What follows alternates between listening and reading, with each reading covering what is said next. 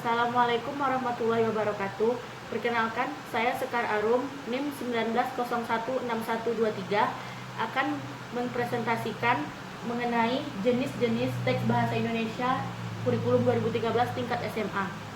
Teks yang saya ambil ada 5. Yang pertama, teks anekdot, teks hikayat, teks negosiasi, teks editorial, dan teks artikel. Baiklah, yang pertama yaitu teks anekdot. Pengertiannya yaitu cerita singkat yang di dalamnya memandang unsur lucu dan mempunyai maksud untuk mengkritik. Strukturnya yang pertama ada abstraksi, yaitu menggambarkan mengenai teks secara umum. Yang kedua orientasi, menjelaskan latar belakang cerita. Yang ketiga krisis, yaitu menjelaskan mengenai pokok masalah utama cerita. Yaitu yang keempat yaitu reaksi, melengkapi atau penyelesaian dalam masalah. Yang terakhir yaitu koda, bagian penutup cerita. Contoh yang saya ambil untuk teks anekdot yaitu ada ciri-ciri teks anekdot. Yang pertama berupa teks yang mendekati perumpamaan seperti dongeng. Kedua, menampilkan tokoh-tokoh atau figur yang dekat dengan kehidupan sehari-hari atau juga orang-orang penting. Yang C, memiliki sifat humoris, lucu, menggelitik dan berbau lelucon tetapi menyindir. Yang D, terselip kritikan atau tujuan. Baiklah, saya akan menyampaikan mengenai contoh dari teks anekdot. Yang saya ambil di sini, waktunya berdoa untuk membuat negara lebih maju dan berkembang. Tony Abbott, Tuhan, kapan negaraku akan terbebas dari kemiskinan? Tuhan menjawab 25 tahun lagi. Sedangkan Jokowi bertanya, Tuhan, kapan negaraku akan terbebas dari kemiskinan? Tuhan menjawab 20 tahun lagi. Sedangkan Donald Trump bertanya, Tuhan, kapan negaraku akan terbebas dari kemiskinan?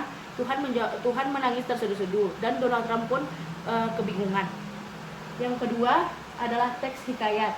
Teks hikayat merupakan bentuk prosa yang berisikan mengenai kisah atau cerita dongeng lengkap dengan keanehan yang dimiliki oleh cerita tersebut. Strukturnya yang pertama abstraksi, yaitu gambaran awal cerita. Yang kedua orientasi, urutan kejadian yang dihubungkan secara sebab akibat dalam cerita tersebut. Yang ketiga yaitu evaluasi, konflik yang terjadi dan mengarah pada klimaks dalam cerita tersebut. Yang keempat resolusi, yaitu pengarang mengungkapkan solusi terhadap permasalahan yang terjadi pada tokoh. Yang selanjutnya yaitu yang terakhir koda, nilai atau pelajaran yang dapat diambil dari cerita tersebut. Ciri-ciri dan karakteristik dari teks hikayat. Yang pertama, bahasa yang digunakan yaitu bahasa Melayu lama. Adanya istana sentris, yaitu cerita yang digambarkan biasanya dalam lingkup istana atau kerajaan. Yaitu pralogis, kemustahilan, yaitu tidak masuk akalnya cerita di dalam cerita tersebut. Yang keempat yaitu statis, bersifat kaku dan tetap. Yang kelima kesaktian, itu adanya kesaktian yang dimiliki tokoh. Yang keenam anonim, yaitu pengarangnya tidak diketahui. Dan yang ketujuh arkais, bahasa yang digunakan merupakan bahasa pada masa lampau. Baiklah, judul teks hikayat yang saya ambil yaitu Si Panjang dan Si Bungku. Di sini menceritakan tentang sepasang suami istri yang sang suami berkubu-bungku.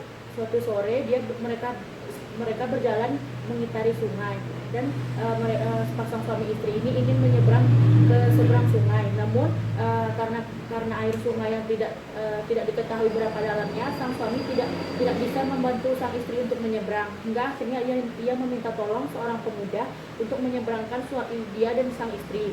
Tetapi si pemuda itu malah jatuh hati kepada istrinya karena istrinya berparas cantik dan menggoda sang istri untuk meninggalkan sang suami dan pergi dengannya.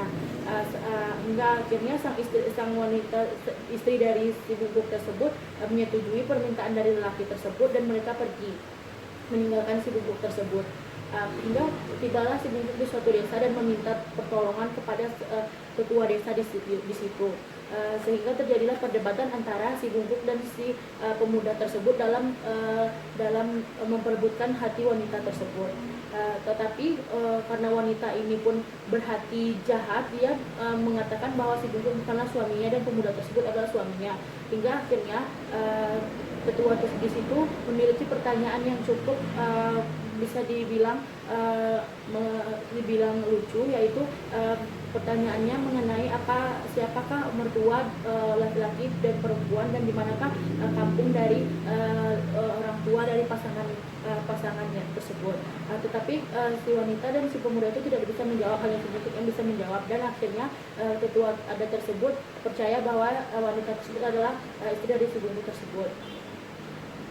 Di sini mengambil di sini struktur yang terdapatnya yaitu seperti abstraksinya, gambaran awal ceritanya yaitu perjalanan sepasang suami istri mengitari sebuah sungai. Yang kedua orientasinya yaitu adanya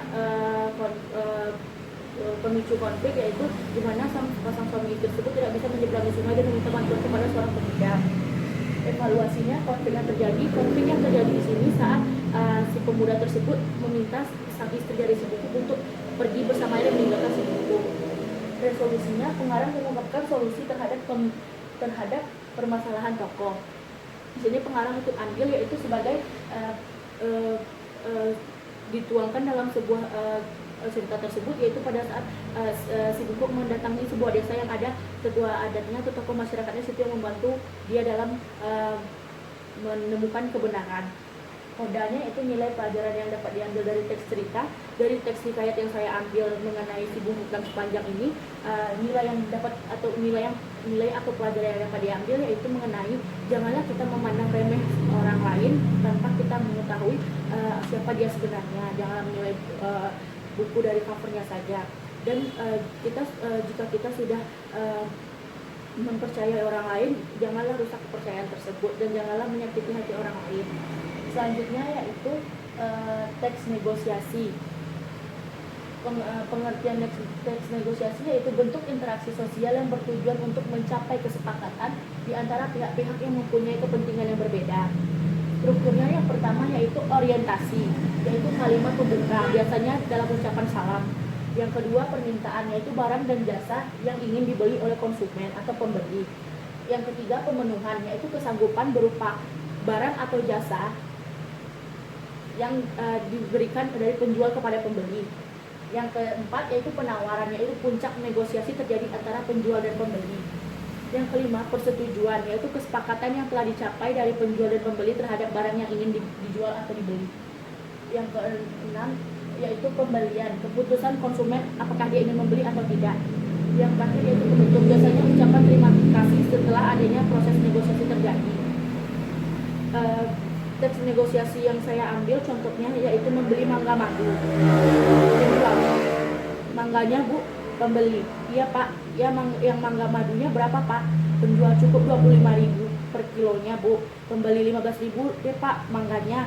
Penjual tidak bisa bu, mangganya sangat manis. Pembeli ya udah kalau begitu 20.000 saja saya beli pak. Penjual, oke bu ini mangganya, terima kasih kembali.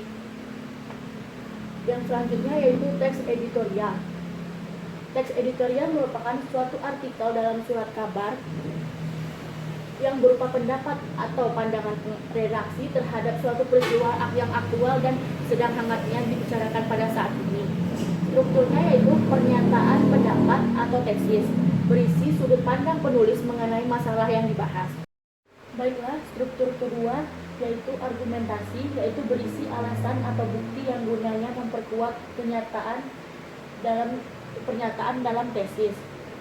Yang selanjutnya pernyataan atau penegasan ulang, berisi penegasan ulang pendapat yang didukung oleh fakta di bagian argumentasi untuk memperkuat atau memperjelas apa yang disajikan dalam teks editorial.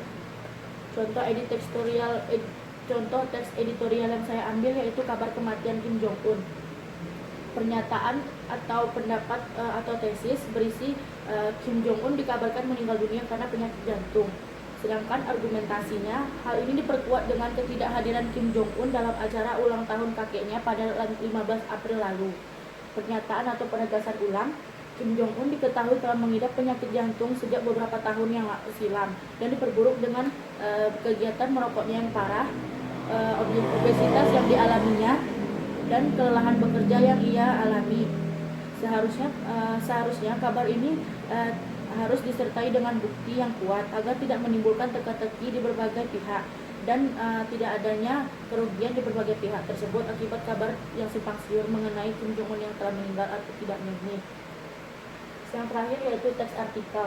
Pengertiannya yaitu artikel adalah karangan yang berisi fakta dan opini yang dibuat untuk dipublikasikan di media cetak ataupun media sosial. Strukturnya yaitu pembuka, berisi orientasi atau pengenalan terhadap isi artikel yang dibahas. Yang kedua, isi, merupakan uraian penjelasan pokok permasalahan yang dibahas dalam artikel. Yang selanjutnya yaitu bagian penutup, sebuah simpulan yang berisi kalimat kunci untuk merangkum pembahasan ke dalam bentuk yang lebih ringkas atau lebih jelas. Artikel yang saya bahas di sini yaitu manfaat madu untuk kesehatan. Madu memiliki berbagai manfaat untuk kesehatan. Yang pertama, untuk kesehatan kulit wajah, untuk batuk, menghilangkan jerawat, dan membunuh bakteri dalam tubuh.